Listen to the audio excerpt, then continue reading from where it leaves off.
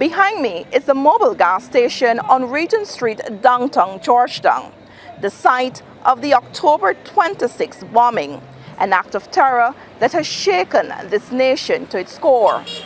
It was here that 6-year-old Soraya Bourne was killed and 4 of her family members injured when a bomb allegedly planted by a Venezuelan national exploded. Since then, the questions have been many. How secure are we as a nation? How strong are the systems meant to protect us? And what must be done to prevent another tragedy like this from ever happening again? In this edition of Sources, we examine Guyana's security infrastructure, its strengths, its weaknesses, and the urgent steps being taken to strengthen our defense posture and secure our borders. National Security Advisor to the President, Captain Gerry Gouveia, joins us this week to outline the measures being implemented to safeguard citizens and the delicate balance between national security and the humane management of migration. This is Sources, and this week we confront the hard questions about Guyana's safety, sovereignty, and the road ahead.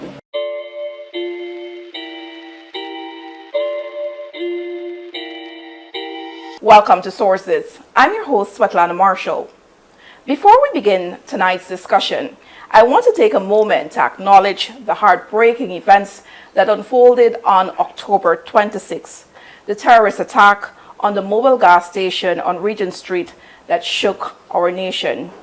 Our hearts go out to the family of little Soraya Bourne, whose life was cut short. We extend our deepest condolences to her family, and we also wish a speedy recovery to those who were injured in Sunday's attack. Today we'll be focusing on the security infrastructure of the country, and to do so with me I have Captain Gerry Gouveia. Captain Gerry Gouveia is an accomplished aviation and security expert with more than 45 years of experience in military, public and private sectors. Captain Gouveia, welcome to Sources. Thank you very much. Captain Gouveia, in 2020, you were appointed the National Security Advisor to the President. What does that portfolio enfolds? What is your role and responsibilities? I think President Ali, obviously, because of his passion to bring national security from a different perspective, a perspective of national security is connected to national prosperity. So there was always an old notion that national security always had to do with guns and planes and boats. In fact, we took on a new paradigm where we talk about national security connected to national prosperity. And so it wasn't about money, it was about taking the money, the money from the oil and the other resources we have, and creating society where things like social cohesion, social justice, where the issue of creation of jobs, making sure that we have the enabling environment for private sector development, ensuring that we operate all in a society where democracy, the rule of law and human rights is respected, where our regional partnership and our interagency work across the region is working. If we could get those 4 things working, then the other 2 things, which is the police and the army and all the things that goes with that, makes it easy for us. So national security, from where we started in 2020, took on the framework of being directly connected to national prosperity and the creation of jobs, social cohesion, democracy and the rule of law, and so on. Mm-hmm. And so that is the role I play. So I'm not involved in line responsibilities in any shape or form. I work across the joint services, obviously with our officers and men, but more so as from a position of policy. From policy, totally understand. Yeah. Now, how would you measure the progress made in achieving that, building prosperity and thereby reducing some of the crime issues that we may have in this country? How do you measure that? Well, if you look at the police statistics in terms of the reduction of crime, across the board. And if you look, for example, even at the last incident we had with the gas station explosion, you would have seen the joint services working in a collaborative way where there had been a lot of trust that was built across agencies, where issues of intelligence were used, issues of technology was used. And so I would say that there have been a lot of development, and it really accumulated and showed the results of that coordination on October 27th or 28th, when we actually finally were able to bring that to some level of conclusion. But and the issue of creation of jobs. So, for example, if you look at President Ali's leadership, a lot of it is based on the creation of jobs for our young people, and not only jobs, but proper paying jobs. And so, like today, we have a major problem with labor shortage. Labor shortage because job creation has been so high in his agenda, creating the enabling environment for private sector development and making sure that the security forces are all working to make that a reality and make peace so that businesses could flourish in an atmosphere of peace, an atmosphere of democracy, an atmosphere of respect for the rule of law. And so that is what we've been doing. I think we've been doing a relatively good job. That is why, coming from the private sector, my mixture being from the military, from the private sector, from tourism, from aviation, bringing it all together, I think was a good vision by President Ali, so that the collaboration between these different sectors of our society is delivering good results. You mentioned the explosion and the bombing at the Mobil Gas Station on October 6th, and that's an important issue as a security advisor that we must address. You spoke about how the resources that were directed, say for example, into ICT, worked in the government's and the investigators' favor, where they were able to track down the suspected terrorists and apprehend him. Let's talk about that. Given the security framework in place, do you think that this incident, this bombing, could have been detected and prevented? Well, you know, I would say one thing to you, that what became very prevalent to me, that if you look at the young lady who prevented the guy from putting the bag into the garbage bin, and if she didn't do that, it would have been a very, very, very different result, very drastically different and terrible result. But she did that not from a security perspective. She did it from a perspective of the bin is full, don't put it here. But what it highlighted to me is that our citizens need to be more sensitive and more alert to anomalies. So here was obviously a foreigner walking with a heavy bag into this gas station. And if we were able to sensitize our citizens more to being alert, like we do at airports, you tell people at the airports, if you see a bag, if you see anything unusual, report it. If you don't leave your bag alone. So I think we could have done better if we do more sensitization work with our population. So while Guyana have always been very peaceful, we've always been coexisting together. We've had our own little problems internally, but we have never had a situation where an act like this, where a foreigner could come into our country and create an act like this. And so I think we need now to without panicking our population, to say, listen, we are moving into a different dispensation, especially with our new economic prosperity. You're going to see a lot more people trying to become disruptive. And so our people need to be more sensitive. If you see something, say something. And so in her particular case, when that man came with that bag, that would have been a huge red flag that she could have reported to her boss. But for her, it was more of a nuisance of him putting the bag in the garbage rather than this is an alert. And so we could prevent these things in the future, I believe, by maybe sensitizing our school children, our workers in our places. And I know the private sector have actually started doing that immediately. The private sector has already sent out notices to its people, to its workers and so on, to be more alert and this, if you see something, say something. Say something. The other thing about the investigation, and we should say that at the time of this interview, there are a total of 9 persons in custody, including the prime suspect, the person who placed the bomb there, and it detonated hours later or moments later, because we're not too sure of the timeline, but we know that it happened once he placed it there, maybe a few minutes or less than an hour. But he came, it was said by the crime chief that he arrived in Guyana on the 26th of October at 8 a.m. He made his way along with others to Georgetown. I often wonder, you know, this incident moved the entire nation, and as a mother, I'm still grieving the loss of little Soraya. Terrible. And the injuries sustained by those 2 little children, and even the older folks, the 2 other ladies involved in this bombing. But it is a scary reality, and recently I went to another gas station on Regent Street, and as I was approaching it, I felt concerned. You know, it's as though this, you know, I'm not sure. This is not the Guyana we know, and this is not the Guyana we want.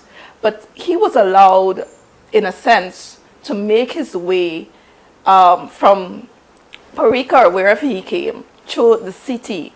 What more could be done to ensure that we have a tighter grip? I know we have porous borders. I know that the government is working to strengthen our border security, but could he have been detected? I know we have roadblocks as well, and I often question, like, you know, how come? How come? Actually, it is a matter of concern, and I agree with you that he was able to enter our country and do what he did, and we have to learn from this. I think our investigative teams did a wonderful job in tracking him down, and we were reactive. We have to obviously use the systems to be more proactive and to try and to stop these things before it happen. And even in the great United States, they have had issues where they were also caught off guard, and then they started to put systems in place to preempt these things. We will have to learn from this as well. And I think we are learning from it. And we are, in fact, expanding our smart cities and smart country. And if we start to also sensitize our people across the country, if you see something, say something. So the people, when he arrived at Parika or wherever he arrived at Charity, and the Guyanese who actually, the taxi driver and the other people would have noticed the anomaly. But because they were not, so security forces can't do this alone. This needs the whole nation. This needs people to be alert and to understand that our country is changing. So along that comes all the prosperity and the things that is happening, all the infrastructure development that is happening, will come bad people. And we have to be prepared for it, and we have to. So our security forces, I know they are working hard, I know they are training to do it, they are collaborating. And actually, what this investigation showed you is that in the short period of time, with the trust and the collaboration and coordination between our forces, that is really been a sterling example of how they should work together, intelligence, technology, and so on. Now what we need is the people, the nation to get on board and start being sensitive to anomalies, especially things that could affect our daily lives. And you're right, it was, you know, when I first heard about the incident at the gas station, all of us thought this was a gas station, it was a gas bottle or something. Me too. And so we were thinking more about the gas bottle rather than something like this could happen. I think it wake all of us up. And every citizen now, you know, we had a time when we said every citizen was a soldier. I think every citizen needs to help protect this nation. Because this is about all of us. It's not, you know, this is not only about our security forces. Our people have to also become more sensitized and more alert. Mm-hmm. Would you say that it exposed, in a sense, I know, and we must commend the security forces for the excellent work done in apprehending the prime suspect, and we hope to see that he's prosecuted and he faces the full force of the law. But would you say that it exposed, in a sense, some of the vulnerabilities with regards to our safety? And what would you say about communication? The press is anxious. The press, in fact, reporters were, trying to sort out what really, in fact, like you mentioned, people thought it was a gas bottle exploded. And so that was a bit of misinformation. The police, in my opinion, took some time before the initial statement was sent out. And then we waited until the apprehension of the suspect before a press conference was called. And then there are so many questions that the media still want answered. I would say to you that the Minister of Home Affairs did a fantastic job of leadership. I sat with her throughout this time and watched her leadership, her calm leadership, watched her direction, and I was also very impressed with our security forces. If I would say one thing about our media person, I think they need to also be sensitive to the confidentiality of investigation as it's going on. Because remember, we were in the process of tracking people, we were in the process of following leads. And at that point in time, the less said is better. I mean, I know for the media want all the information. I would just say I think the media probably need to be a little bit more, or should be a little bit more sensitive to the issues of confidentiality and giving the security forces space to do their work. Maybe you might say that they should be a little bit more open, but we are an evolving system of security infrastructure, and I think we all need to give them a little bit of space. And particularly in dealing with this, if you look at the rapidity in which this was solved, this was a war-breaking investigation result. I mean, this would probably only happen in one of the most developed countries, the way this was done. And I looked at our security officers, our professionals, pull this off, and I was very, very impressed. But they needed the space to do it. And Minister Waldron did a fantastic job. I sat there, I watched her, and there was a lot of people who sometimes underestimate her. But I think we need to be proud of our leadership.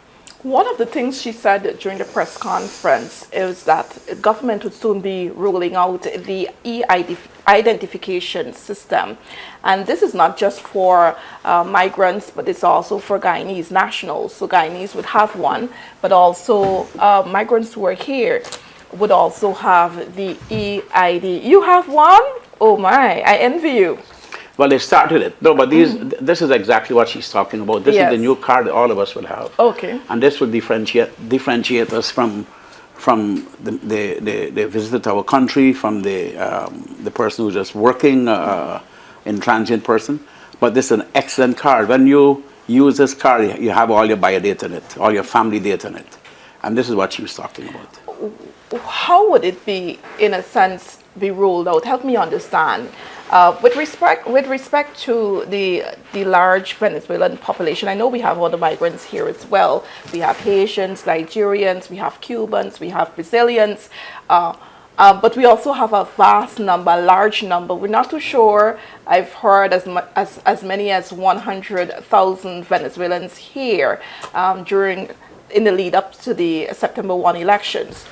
But for those who did not register upon entry into Guyana, all right, who are not legally here, how would this EID card be employed? Would they be given an opportunity? There's a bit of clarity needed there. Let people understand this, that in the 70s and 80s, we had over 50,000 or 60,000 Guyanese that left these shores and went to Venezuela.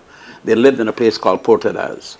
A couple of years ago, I myself flew to Portadaz and I saw there's a community. When you go there, it looks like border market. And there are thousands and thousands of Guyanese living there.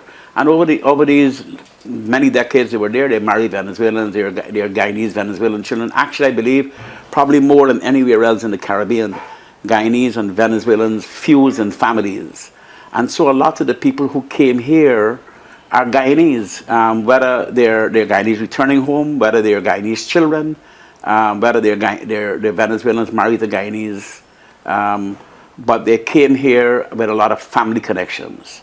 What I will tell you is that the ability to register them and through the legal port of entries were happening, and so they were given, I think, 3 months, and they had the ability to renew it. I know that during the COVID, when the borders were closed, a lot of those systems were closed down. And then we also closed the border at times when Venezuela had they were getting more aggressive with us. In fact, we had a very terrible time in 2023 when they were really, really aggressive with us, when they were building the bridge across from their land to our land on the Ankoko Island, when they were rolling their machinery over on our land on the Ankoko Island, which they seized in 1966. And so while we attempt to control the flow, we still have a very humane component to how we treat people who are running from economic hardship. So a lot of them are economic migrants. And then you also had a lot of Guyanese who are coming back home because it became so difficult there. And so I believe that what Minister Waldron was saying is when we will regularize a lot of these people, we need to identify the Guyanese, because of course all of them look alike. I mean, if you're not mistaken, I could look like a Venezuelan. And so it will take a time of registering people and sifting them out. And if in fact we find any person in the lot that is not registered and is here illegally, they will be deported. They will be deported. They will be deported. I don't think the government is in the business of encouraging illegal immigration. I think we were in the business of extending a hand of humanity. We have had people arriving here in boats. They were hungry. You know, they come off. They were coming around through the ocean and getting to our shores. And no policy could ignore the humanity that we were faced with. That they were women, they were pregnant women, they were children, and so on. And they were running away from brutality, from a government with a lot of there was no democracy, there was no human rights. There were people in jail, but there were political prisoners in jail, and so we were basically operating with a lot of humanity. Certainly, as time evolved, it is very clear that we have to have a better handle on this, and I think the EID card that is now being rolled out will give our systems a better handle on this, where our border security is going to be concerned. And we'll be able to track those who are in our country. Now, there is something that was said repeatedly by the former Minister of Home Affairs, Rupson Ben. He said that there were sleeper agents in the country and that they, in fact, Guyana had deported, sent back some of them. Would we be able to detect these people during this registration for the EID card? How do we get rid of them? I mean, we don't want them here. I don't want to necessarily comment on the comments by the Honourable Minister, but just to say to you that there's a lot of speculation about sleeper agents. There's a lot of speculation about military and so on. I will say to you that we have a relatively good handle. If you understand that we have a National Intelligence and Security Agency that was set up particularly to keep a handle on our national security, ensuring that our security is... And so we have people that are deployed and that we have an understanding a lot of what is happening in our borders. We know what is happening there. We know what's happening in these communities. So we have people in those communities. We have a relatively good handle, but there's a lot of speculation. And certainly if there are people that is behaving in unusual ways, it will be noticed and it will be recorded and they will be tracked down. So I will say to you, there's a lot of speculation about military people, because a lot of people see movies as well. But I'm not saying that it isn't a possibility, but we have our eyes keenly on anomalies in the communities. Okay. Now, the Guyana Defense Force and border security have, of course, and we've been talking about this, come under renewed focus given the regional tensions occasioned by the U.S. operations against drug cartels in the Caribbean Sea, and then the continued baseless claims by Venezuela to our Essequibo. How is your office, the office, advisor to the president on security, helping to position the government better to protect our exclusive economic zone and our national borders in collaboration with MARAD and the immigration authorities and even the Guyana Defense Force? Well, first of all, understand that we are not in the business of war. We are in the business of peace. And so whatever we are doing is to build peace. And we have been strengthening our security forces to attain peace. So, for example, in the last 5 years, you have seen the GDF being re-equipped, retooled with helicopters, with planes, faster planes, better planes, more training we bought a patrol vessel. We are buying another patrol vessel to make sure our EEZ is under our control and command. And so under President Ali, he has been really giving the forces the tools to do their work. And we have been we have our relationship with our partners, especially the United States, have been very critical to what we do. So let me make it very clear to you, and I want to make this point, that Venezuelans are not our enemies. Venezuelans, they're our neighbors. Like I said to you, we have a lot of Guyanese, Venezuelan fusion families. It's the Venezuelan government that has been very aggressive to Guyana. And when President Ali met with Maduro, he was talking peace, he was talking collaboration very shortly after they started violating that agreement by the things they were doing. So our relationship with the U.S. and our partners is more so we hope to bring deterrence to the table. Diplomacy have always been our number one priority, and deterrence is a big part of that. What the U.S. is doing in this region at this time is also trying to protect our economies from transnational crime and the drug trade, which has been wreaking havoc in the region. Every day, sometimes we have illegal planes flying across Guyana. Every day, and it's a real threat to our national security. They're all going across us, going to Suriname, passing back, and a lot of our work that we do with Brazil, with the U.S., is to protect us against the effects of transnational crime. What the U.S. is doing for the first time, they have actually come to the Caribbean and helping to protect the Caribbean economies from this crime that is a surge. Because imagine the compromise that it does to public officials who may get tempted by these drug deals that goes on in our region. So the U.S. is actually doing their work. In our particular case, we are a sovereign nation.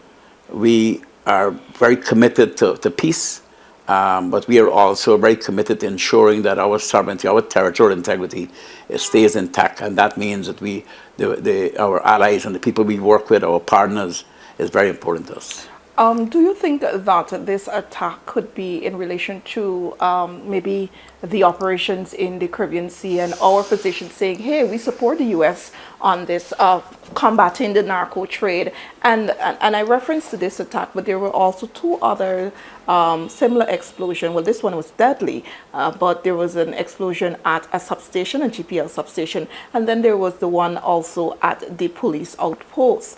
Is there like a connection? I would want to say to you, let's wait on the investigators.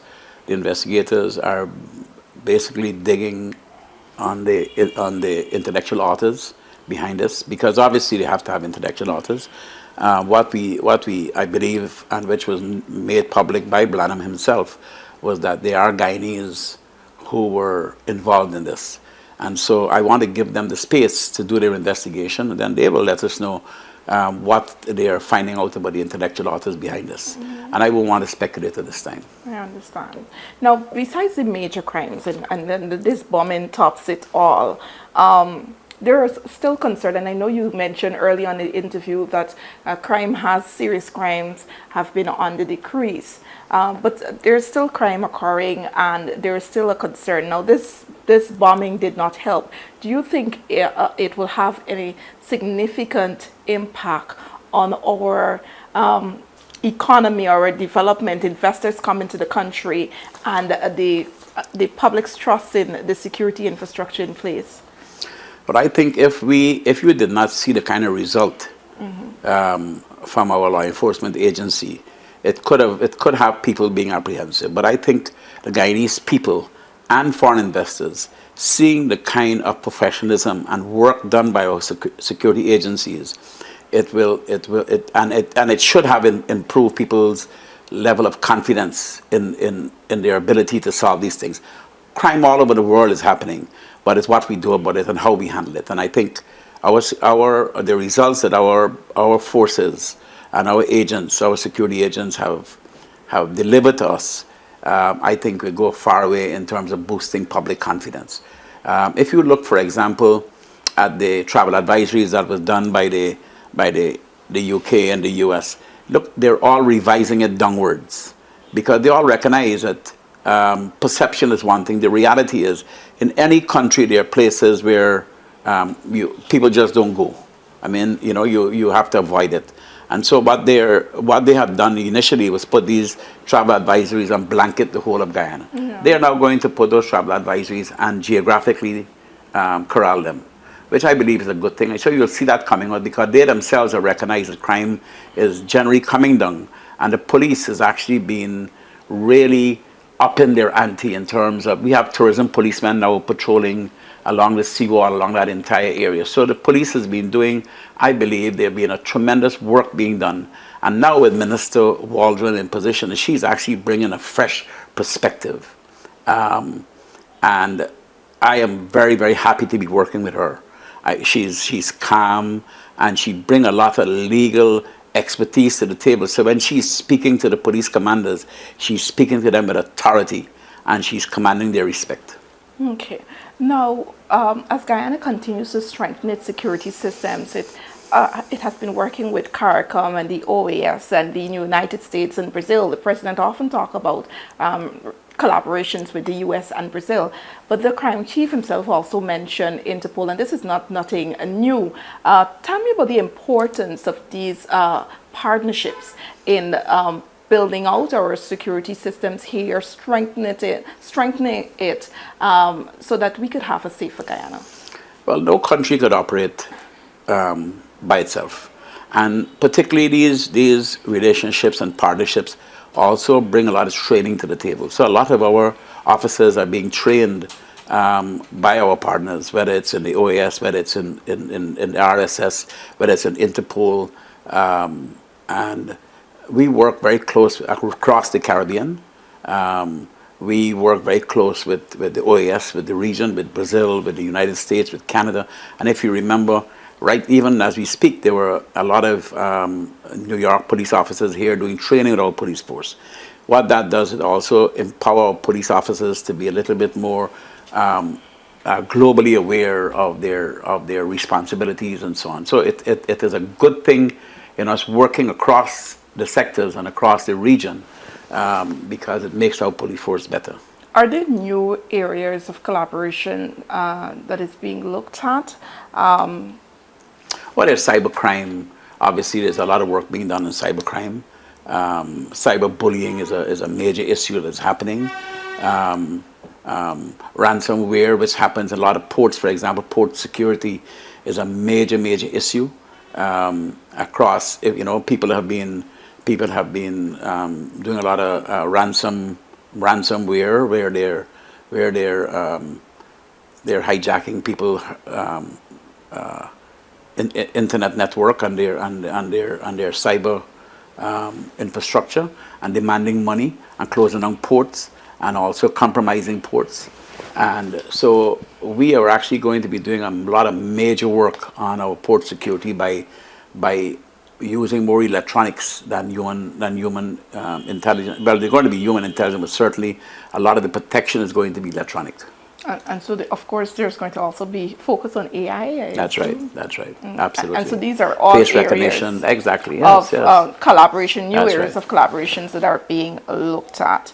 Now, as Guyana continues to experience rapid economic growth, not only in the oil and gas sector, but in the agriculture and tourism sectors and all other sectors, because I feel like there's a lot of spill-off happening. You spoke just now about the security risk, but from a private sector standpoint, from a local, a normal citizen standpoint, what could be done to guard ourselves against these emerging risks? Like I said to you, I think more the public and the private sector, they've always been working well together. I think the Private Sector Commission got a governance and security subcommittee that is very cued in. And they work very close with the police, with the army, with the prisons, with the fire. In fact, I know they've been meeting across the sectors. And so there's a lot of collaboration going on. From the private sector standpoint, a lot of private sector companies need to themselves ramp up their own their own internal security systems, do their vulnerabilities, And like I said earlier in this, and as we spoke back then, was to deal with the issue of sensitizing our workers, our families, our people to, if you see something, say something. If you see an anomaly, now I find myself, I look out my window and I see a person. And a couple of days ago, I saw a man standing on the road taking a picture of my house. It might have been a nice house, but I no longer think that he's taken from a nice house. I immediately would be concerned, and people should be concerned about things like that. People taking, people staking out places, and every citizen again should be part of our security network. And so that will build into the national, that's right. I guess, strategic But what plan is that going to be being important is the response. So if a citizen sees something and says something, then our forces will have to have their response, rapidity of response. They have to be able to respond in a rapid way, and we are building that into the system. So every day there's, like, for example, after the incident at the gas station, we have had this entire the city covered. We've had all of the regions covered with. We had patrols, both joint services patrols across this country, blanketing and keeping the eye on the entire, going all the way from region 6 all the way back up to region 2 and 3, across into region 10, because we understand that the forces have that responsibility. So while we call on our people to be alert and to help us, we also got to be prepared to respond at a rapid basis. So it's not just about moving from the base, so that there are going to be patrols that are based across the country that will respond very, very quickly. And so we're there yet, or we're getting there? No, we were there. Actually, immediately after that, we were doing this for a while, but certainly I think after the gas station bombing, we ramped it up. And you take it up and down based on the security threat and of the moment. But every day you will find patrols across this country. The GDF and the police are blanketing the country and keeping their eye on our key points, our key infrastructures, our power systems, our water systems, our bridges, our airports, and so on. So there's a tremendous amount of alertness going on by our security forces. I don't mean to single out Venezuelans, but the reality is that we have a lot of Venezuelans here, and the suspected terrorists who came from Venezuela didn't help us. But as a child, I remember going to Venezuela to visit on an educational trip, and even as a child, I was required to present my identification, my passport, and if I didn't have it on me, then I could have been in a jail cell.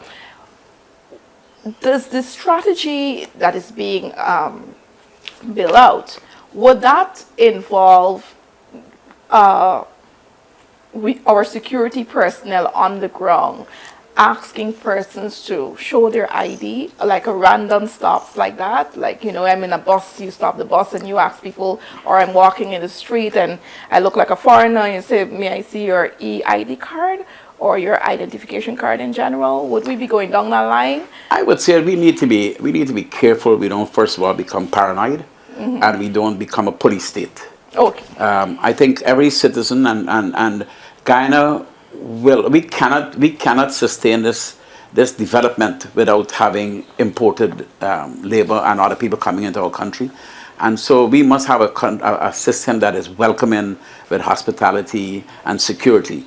But we have to put the systems in place to ensure that if we do want to check, that we could check. So I would say we have there's nothing wrong with us asking people for their ID cards, especially the new ones that we're going to be issuing.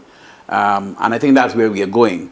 But we want to do that in a way that respects humanity and respects people's human rights and so on. But yes, you're right. People are concerned about, because of the threat from Venezuela, but it's a threat from the Venezuelan government that is doing this. The people of Venezuela are not our enemies. The people of Venezuela, they have been hand in hand with us for decades. They're our neighbors. We can't change that forever. And the security forces will sift and weed out the bad people against the good people. But we're going to do that with with the concept of humanity in mind. How do we treat people with the respect and human rights and so on? But again, the question people will ask, and I know I'm pressing you here, but how do you strike a balance? How do you strike a balance? Yes, Well, I would, welcoming. leave that to the security professionals. Okay. The security professionals have their work to do.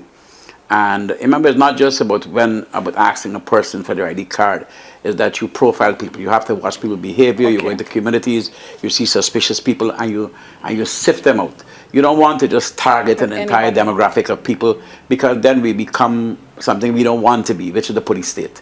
I don't want anybody targeting people because of the color of the skin, because of your religion, because of the country you come from.